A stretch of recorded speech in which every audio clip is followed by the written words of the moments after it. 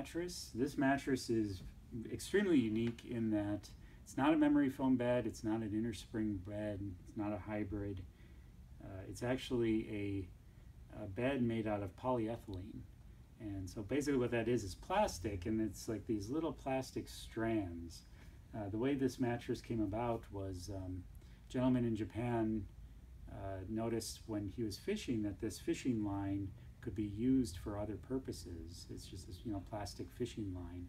And what he did is he weaved all of it into a mattress. And what that did is it created a little bit of give, a little bit of spring, and a lot of breathability. So this whole mattress, if you think of it as kind of these stiff fishing wires all wrapped together, and just makes for a very breathable mattress. It is on the stiffer side.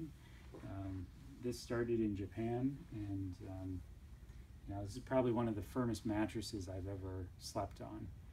But if you know you like a firm mattress, if you need really good back support, this is it. And you're not going to get any motion transfer with this because there's really nothing to transfer the motion.